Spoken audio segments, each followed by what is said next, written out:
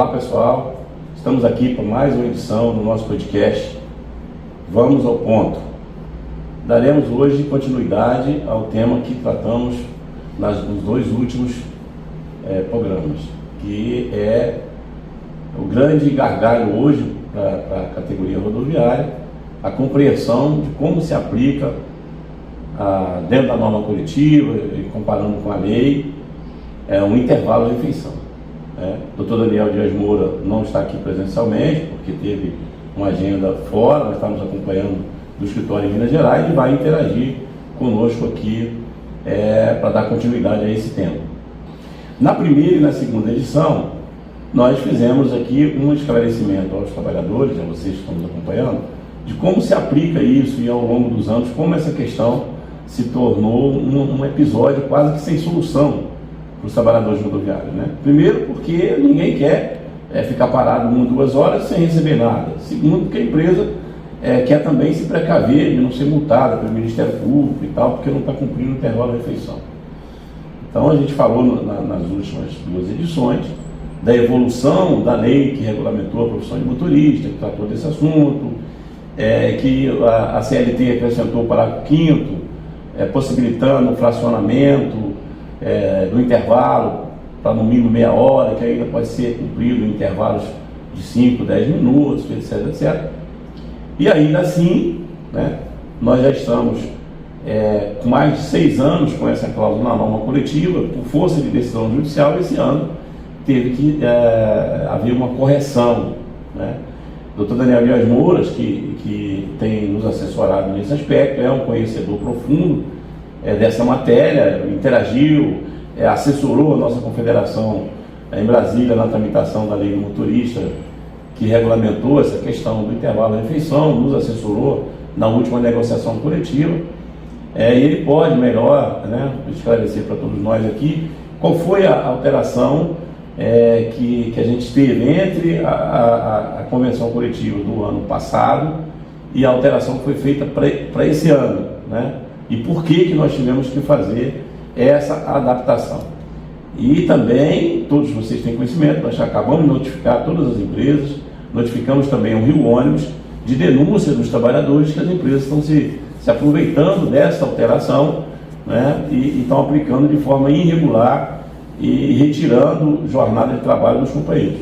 Eles estão notificados, aquela empresa que não estiver cumprindo, nós vamos tomar as providências. Mas é importante entender a complexidade da aplicação desse tema, como é um tema essencialmente técnico e que mexe aí com o dia a dia de todos nós rodoviários.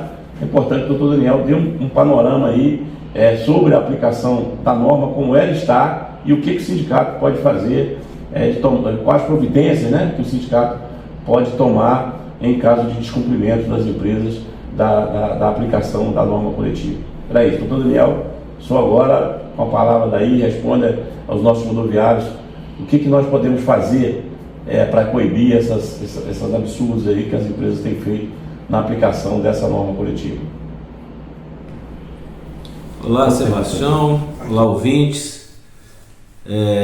Falaremos sim, Sebastião, sobre a aplicabilidade da norma coletiva que trata do intervalo, da obrigação das empresas em cumprir o que foi negociado, mas acho importante fazermos aqui uma reflexão de como o judiciário tem tratado e tem interpretado essa norma que foi inserida na CLT a partir da última lei dos motoristas, a Lei 13.103, e também mais especificamente, na ação civil pública que foi proposto pelo Sindicato dos Rodoviários. Falamos na última série, no último episódio, sobre a construção dessa lei. Falamos que a Lei 2.619 ela foi objeto de negociação entre empregadores e representantes de trabalhadores. Foi uma solução importante à lei anterior, 2.619, e ela aprovou, a inserção do parágrafo 5º do artigo 71, e na redação original, permitindo apenas o fracionamento, né, mas desde que fosse computado na jornada e exercido ao final da primeira hora e até o término da última hora da jornada de trabalho. Falamos também que de forma unilateral os empregadores, através do lobby, né, que tem no Congresso Nacional, influência que tem no Congresso Nacional, enviaram um projeto de lei, sem consultar os trabalhadores, propondo uma série de alterações prejudiciais aos empregados. Dentre essas alterações foi exatamente permitir que o intervalo para descanso fosse reduzido, não só fracionado, mas que fosse reduzido, e que essa redução, ou seja, o tempo de intervalo, não fosse computado na jornada. A Confederação Confederação Nacional dos Trabalhadores de Transporte Terrestre questionou essa lei junto ao Supremo Tribunal Federal, sob a ótica de que a redução nos moldes propostos por essa nova lei seria prejudicial à saúde do trabalhador rodoviário, daí seria inconstitucional, porque a Constituição da República não permite que haja norma, seja ela legal ou convencional, aqui está previsto na convenção coletiva, que prejudique a saúde do trabalhador.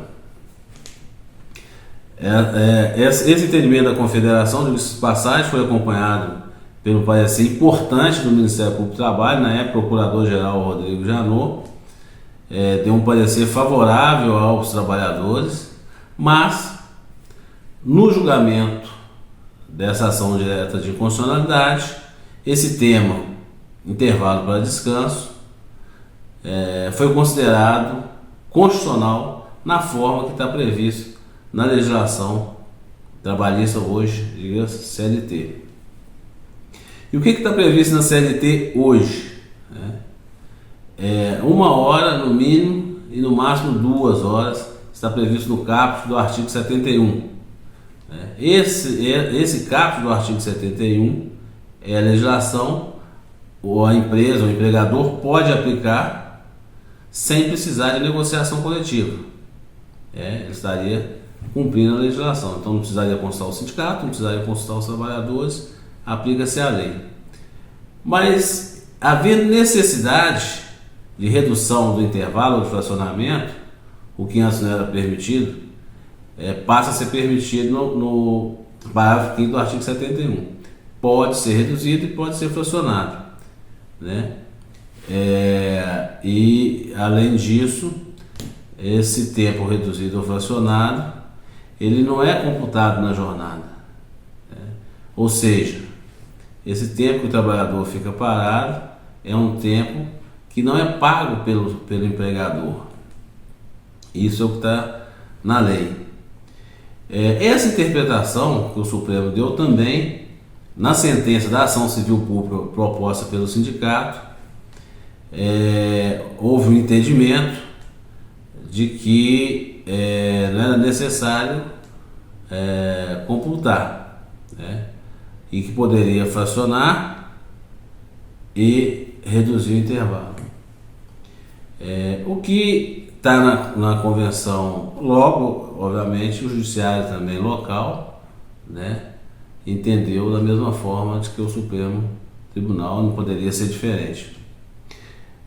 A implicação disso na norma coletiva é de que o que está lá é válido e a negociação que foi feita, ela tem que ser aplicada integralmente pelos empregadores, sob pena de multa, sob pena de infração à legislação trabalhista e à norma convencional. Nós vamos falar no próximo episódio da aplicabilidade dessa norma coletiva com mais detalhe. Aí vamos falar da cláusula, vamos falar dos efeitos e das consequências dela, para que então tanto o empregador quanto o empregado tire as suas conclusões e o sindicato também, né? Saiba qual o caminho que ele tem que tomar. Doutor Daniel, muito obrigado aí pela sua explicação. Sei que o rodoviário está atento aí à sua fala está tecnicamente, a gente reconhece, é isso mesmo, é o papel do advogado. Agora, a verdade é que a gente, como dirigente, a gente sente o que a categoria está sentindo, né? E está claro para nós, doutor Daniel, que há uma má-fé das empresas nesse momento com relação a esse tema. Porque por que agora que eles querem cumprir a decisão judicial? Quando interessa para eles só vivem da irregularidade. Estou fazendo certo agora, vou descontar os 30 minutos, porque o horário de refeição pela lei não é remunerado. Tudo bem, não é remunerado o horário de refeição pela lei, mas não foi esse o acordo que foi feito. E nós vamos tratar disso no próximo programa e nós vamos reagir. E o senhor aí vai ter que nos defender, porque a categoria está insatisfeita e nós vamos para cima deles.